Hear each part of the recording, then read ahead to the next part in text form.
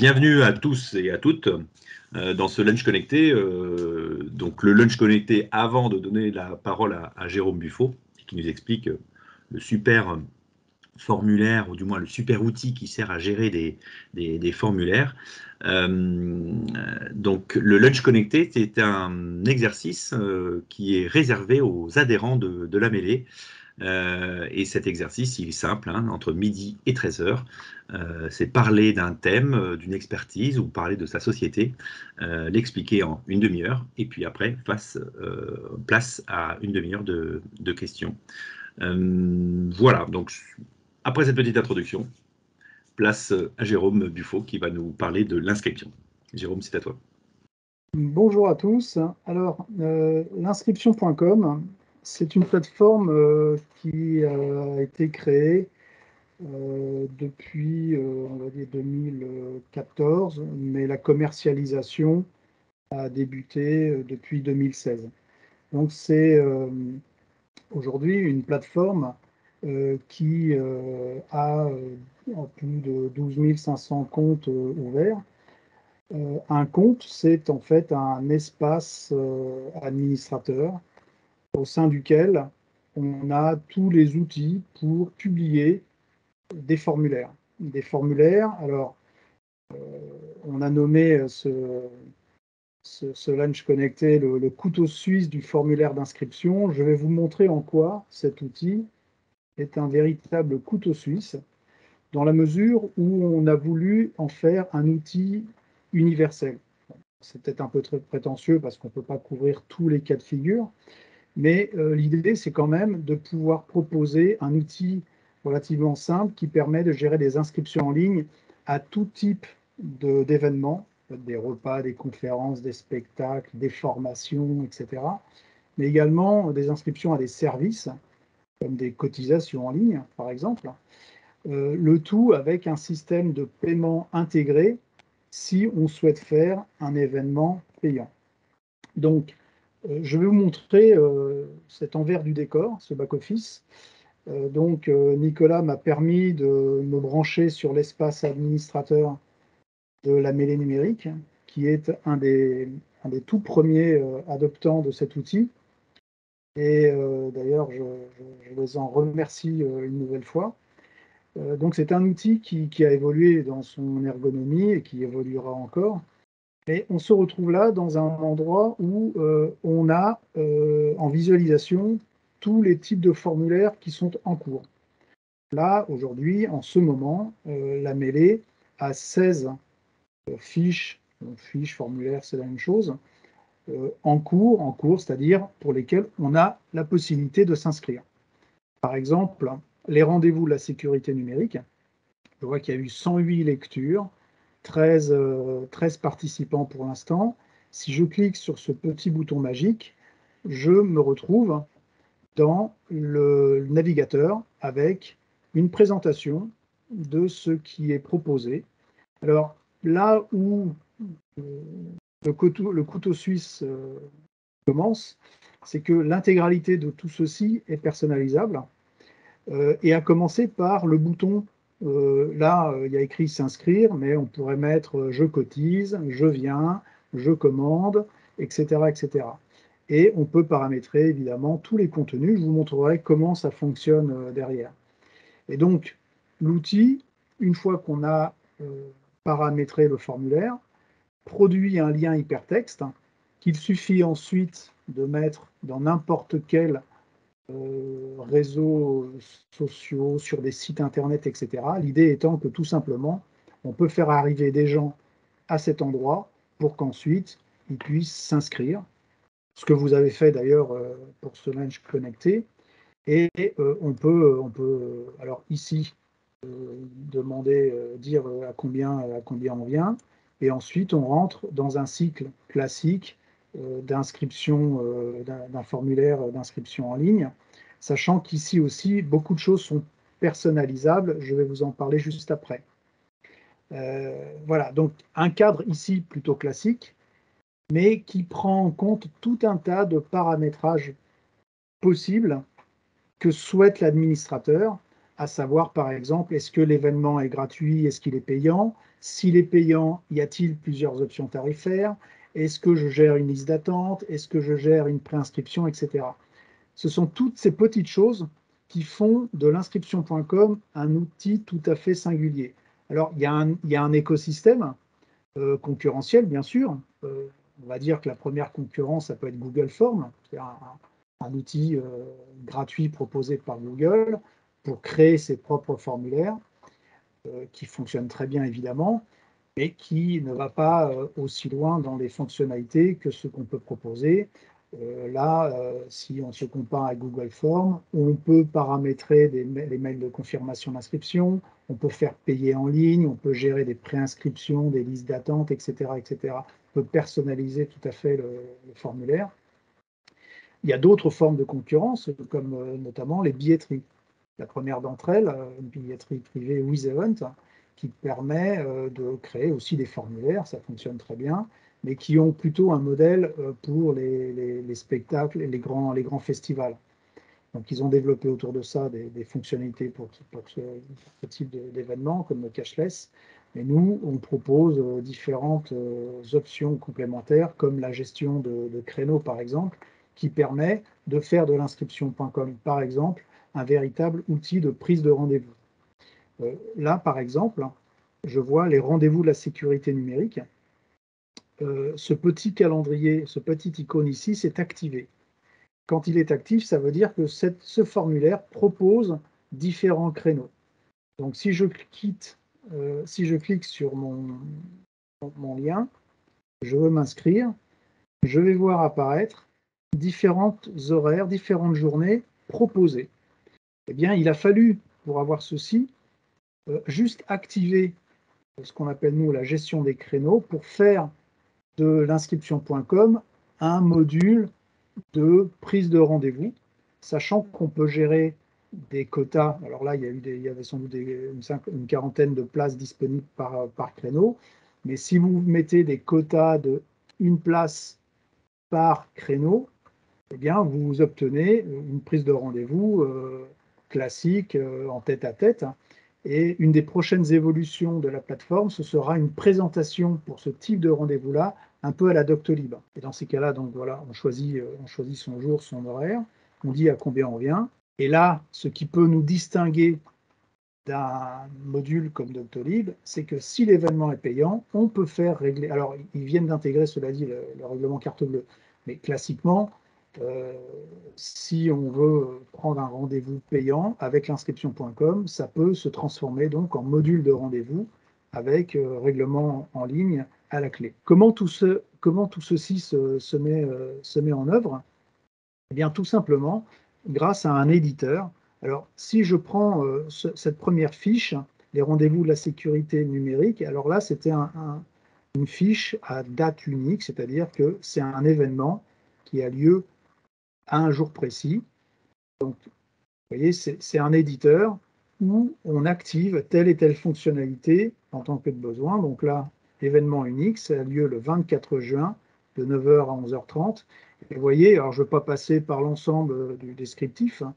D'ailleurs, je peux vous encourager à créer un compte, c'est gratuit pour voir comment ça fonctionne, faire vos propres tests, etc. Et donc, on décide du titre, quand ça a lieu, jusqu'à quand on peut s'inscrire, puisqu'à partir, au-delà de la date de clôture d'inscription, le bouton d'inscription se désactive. Et ce fameux bouton d'inscription, tout à l'heure, on a vu qu'il y avait le mot s'inscrire écrit dedans. Bah, il suffit de changer ce texte et de mettre je viens, je commande, j'adhère, je cotise, etc. Et pour autant, vous aurez automatiquement quelque chose de tout à fait personnalisé. On peut aussi faire en sorte que l'événement soit payant. Là, on a dit qu'il n'était pas payant, mais s'il est payant, il suffit de dire oui. Et dans ces cas-là, on a un module spécial de disposition financière qui vous demande à quel tarif vous mettez votre événement. Et si vous avez différentes options tarifaires, il suffit de dire j'ai plusieurs options tarifaires et on saisit des options. Alors une option, c'est quoi? Ça peut être très bien un tarif membre à 10 €. avec un ensemble de caractéristiques qui vous permet de rendre l'option valable, enfin visible jusqu'à une certaine date, ou alors visible à partir d'une certaine date, etc., etc. Vous voyez, tout ceci est vraiment personnalisable. Et c'est notamment ce type de paramétrage qui rend l'outil couteau suisse, au sens où on s'adapte à beaucoup de choses. Donc, vous voyez, là, on pourrait mettre tarif membre, mettons 10 euros, on créerait une autre option tarifaire, tarif non membre, mettons 15 euros, et on se retrouve avec un panier avec différents tarifs. Là, je ne vais pas le faire parce que je suis sur la vraie fiche. On a même une notion de grille tarifaire, c'est-à-dire qu'il y a des cas de figure où en fonction du nombre de personnes qui viennent, le prix unitaire n'est pas le même. Donc on peut aussi gérer ce type de cas. Et quand l'événement est payant, c'est vous qui décidez comment vous souhaitez être réglé. Comment est-ce que l'internaute va régler? Il y a plusieurs possibilités. Alors si vous cochez carte bancaire, c'est un peu la magie de l'affaire, c'est-à-dire que vous n'avez pas besoin de passer un contrat auprès d'une banque pour avoir un système de paiement en ligne. Il suffit juste de dire c'est de la carte bancaire, et là, le formulaire propose, après avoir saisi ces informations personnelles, un cadre où c'est du e-commerce, hein, on renseigne ses informations bancaires, c'est automatique, on n'a pas besoin de passer de signer de contrat, choses comme ça. Sinon, vous pouvez demander à cumuler les possibilités de paiement par chèque, par virement, ou sur place, ou même sur bon de commande, sur mandat administratif, etc., etc. Et vous décochez ce que vous voulez, vous pouvez cumuler ce que vous voulez. On peut même ne demander qu'un seul acompte, par exemple. On peut imposer des frais de gestion. Il y a même des gens qui font du e-commerce avec l'inscription.com. Et dans ce cas-là, on peut utiliser l'outil et les frais de gestion pour, par exemple, les frais de livraison. On peut limiter les accès, bien sûr, à un événement.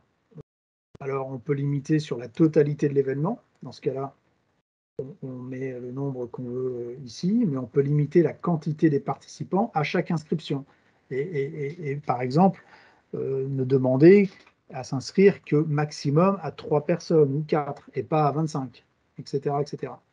Après, donc, on peut paramétrer évidemment le lieu d'action, le lieu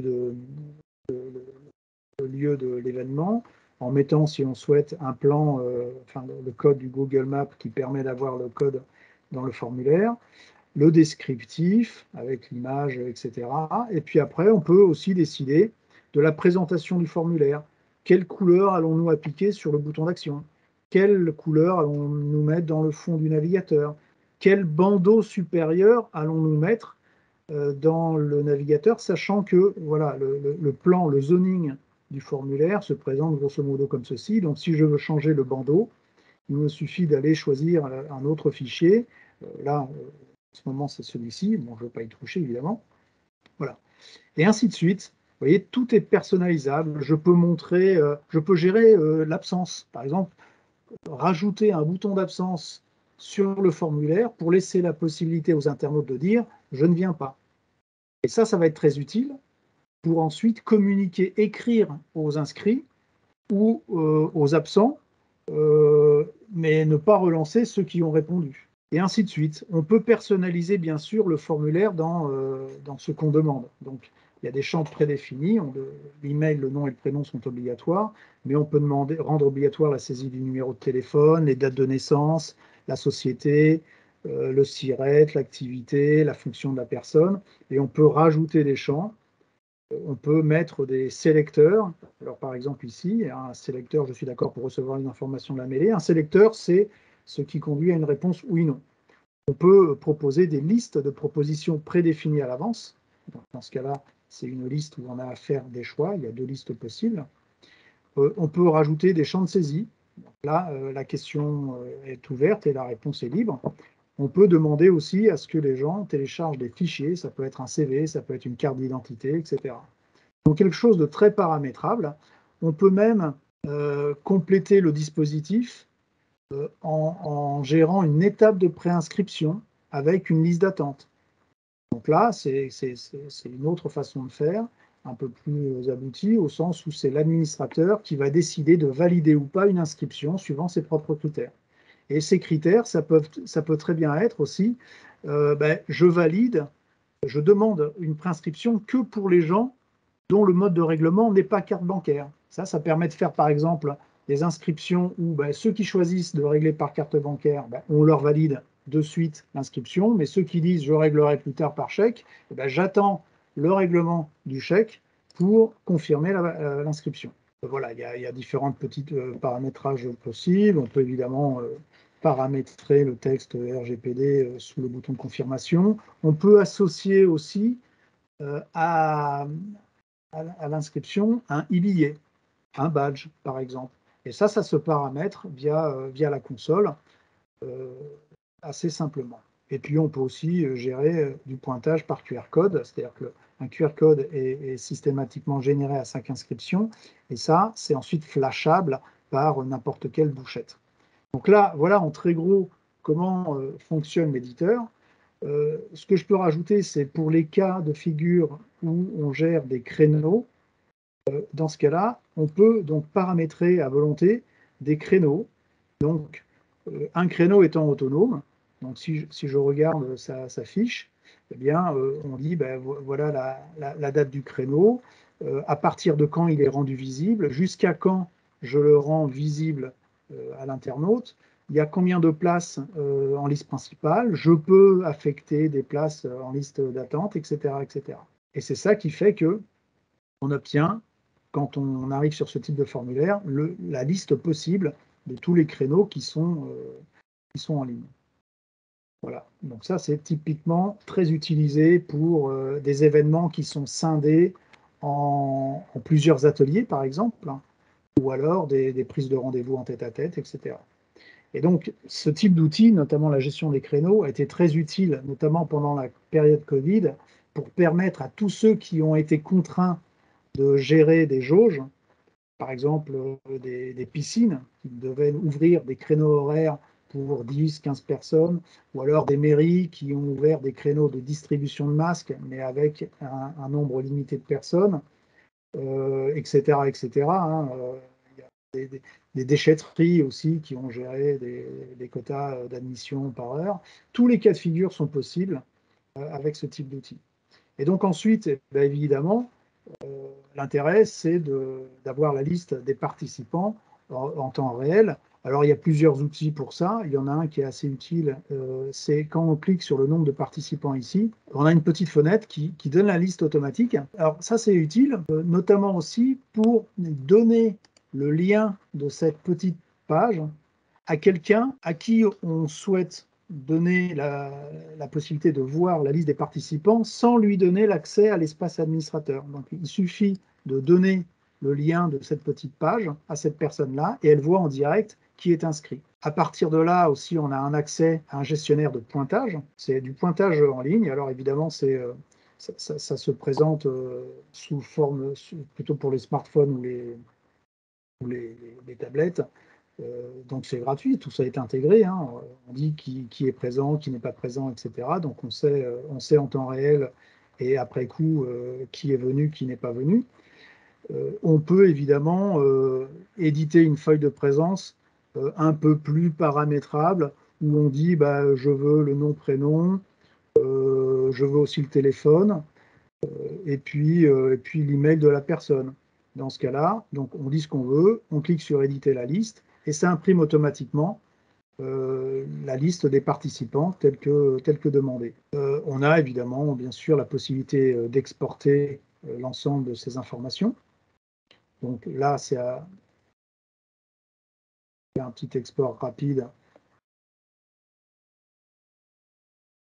Donc, on a tout en format CSV. Et donc, alors c'est pas ce, voilà. Donc là, on a la liste le recueil de toutes les données que l'on a souhaité demander aux internautes dans le formulaire. Les emails, les noms, les prénoms, les dates de naissance si on a demandé, ça c'est la date d'inscription, les modes de règlement si c'est payant, etc., etc. Voilà. Et peut-être pour en finir avec cette présentation d'ordre général, on a des outils intégrés qui permettent de communiquer avec les inscrits, par exemple. Donc, pour ce faire, on peut envoyer un emailing, par exemple, un emailing à tous les inscrits. Alors, vous donnez le nom de... C'est une campagne, en fait, hein, vous lui donnez un nom. Vous dites à qui vous voulez écrire. Alors, on peut écrire à des inscrits, les inscrits de l'événement, mais à des non-inscrits. Alors, les non-inscrits, ça impose de dire, OK, mais au départ, on attendait qui? Donc, on a une notion de groupe de contact qu'on ne peut pas paramétrer dans le menu ici. Donc, on dit, ben, voilà un groupe de contact. Là, la mêlée, on a déjà plusieurs. Eh bien, si, par exemple, on avait diffusé au groupe de contact Absolum l'invitation, eh bien, si je veux écrire aux non-inscrits, le programme va automatiquement regarder la liste des emails de cette liste de diffusion, enlever les emails des inscrits pour n'écrire que non-inscrits. Et là, on peut leur faire un email de rappel qu'on peut programmer ou envoyer directement. On peut se baser sur des modèles existants ou sur ses propres modèles d'emailing. Voilà, donc ça, c'est une façon de communiquer. L'autre façon, c'est d'envoyer des SMS. Donc, dans ces cas-là, c'est pareil. Il faut acheter des crédits pour ça. On peut programmer une campagne de SMS un peu sur le même principe en désignant à qui on écrit. Les inscrits, des non-inscrits, les désinscrits, un groupe de contact en particulier, etc. C'est aussi d'ailleurs une façon d'utiliser un outil simple d'envoi de SMS directement dans le même applicatif. Puisque si on veut écrire à un groupe de contact sans lien direct avec un événement, il vous suffit de créer un groupe de contact dans le menu contact ici et de dire, ben voilà, je vais envoyer un SMS à tous ces gens-là. Et donc, pour finir avec cette présentation, je peux évoquer, au-delà de cet usage universel, quelques outils qu'on a faits pour compléter le dispositif, notamment à l'attention de clients particuliers qui ont des besoins qui vont au-delà de cette simple gestion d'inscription événement par événement. Typiquement, je pense à des organismes de formation. Un organisme de formation, il a besoin de gérer des inscriptions, mais à plusieurs formations. Donc, ces gens-là, qu'est-ce qu'ils font? Ben, ils créent un formulaire d'inscription formation par formation. Ils ajoutent différentes dates avec le gestionnaire de créneaux, session par session, et ensuite, on peut leur proposer un catalogue de formation. C'est quoi? C'est en fait un lien qui agrège automatiquement tout ce qui a été mis en ligne sur l'espace administration.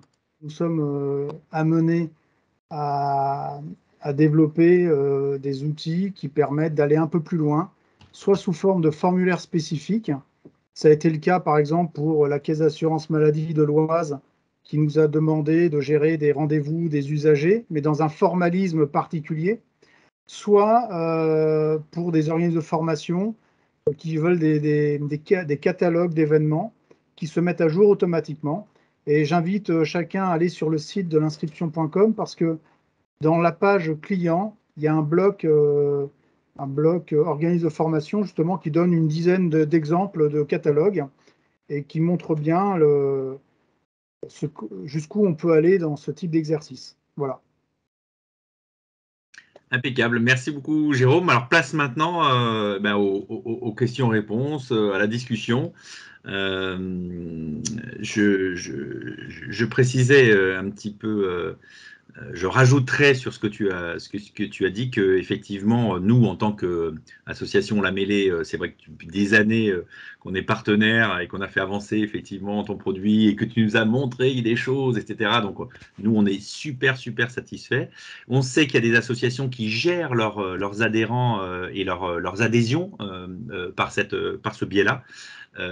Et qu'on peut avoir tout type de grille tarifaire avec des réductions à 100% ou à des X% ou des codes promotionnels, etc. Vraiment, c'est vraiment hyper méga complet. Je ne sais pas comment on peut dire, mais un truc, voilà, fantastique, tout est bien réfléchi. Et ce qui est très bien avec l'inscription, c'est que effectivement, quand on fait remonter un besoin, et en général, on sait qu'il va être intégré et que l'outil va évoluer. Donc, merci de faire évoluer ce couteau suisse après tant d'années. Voilà. Merci Nicolas, mais c'est vrai, c'est important d'être à l'écoute. Donc, en tout cas, merci, merci. Une première question peut-être dans le public. Effectivement, oui, comment ça se passe? Parce qu'en fait, moi, j'organise différents événements, notamment et séminaires de formation. Je crois qu'enfin, avec ces 3 mots-là, je pense avoir compris votre besoin, mais après, on peut rentrer en contact privé pour ce sujet-là. Mais en fait, si on souhaite, typiquement là, hier, on a livré l'association des experts comptables de France qui font un congrès et chacun doit avoir son badge qui est assez classique, hein, un A4 qu'on plie en 4 avec un plan, le programme, son nom, etc. Dans ce cas-là, ça se paramètre directement dans la console et on associe le badge au formulaire. Ce qui fait que quand les gens s'inscrivent, ils renseignent leurs informations personnelles. Si ce n'est pas payant, eh bien, une fois que c'est confirmé, ils arrivent directement sur une page où on leur confirme l'inscription. Et là, il y a un bouton d'impression du badge. Donc, ils peuvent s'imprimer le badge tel qu'il aura été paramétré. Alors, en général, on s'en occupe nous, mais c'est toujours un lien entre vous et nous, puisque la présentation, c'est vous qui la décidez. Et on applique à cette présentation les informations qui sont variables. Donc, on prend le nom, le prénom, la société s'il faut. Enfin, on a des variables possibles en fonction de votre besoin. Et alors, le QR code, lui, on utilise un programme de Google en fait, qui renvoie un QR code personnalisé. Et dans ces cas-là, il suffit alors à l'entrée d'avoir un outil de scannage de ces types de QR codes. Ça marche très bien sur des smartphones avec des applications gratuites, par exemple. L'idée étant de ne pas faire louer du matériel. Alors, je vais être honnête avec vous, ça marche très très bien jusqu'à quelques centaines de personnes, mais ça ne vient pas se substituer aux douchettes professionnelles pour accueillir 10 000 personnes en 1 heure.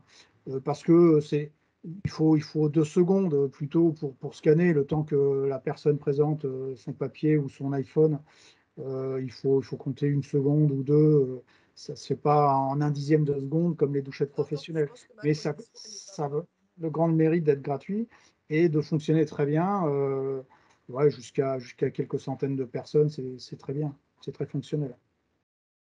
Je ne sais pas si ça répondra à votre question qu'on n'a pas bien compris, mais je vous inviterai à m'écrire directement. Je ne sais pas comment ça marche, Nicolas, si mes coordonnées sont données. Voilà.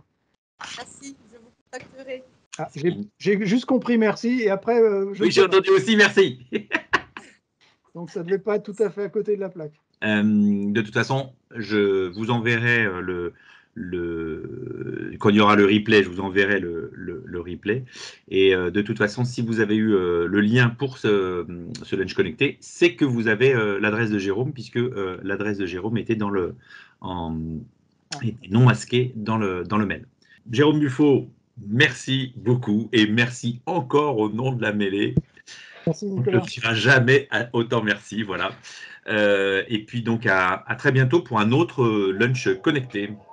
Bonne journée. Merci pour l'invitation, Nicolas. À bientôt.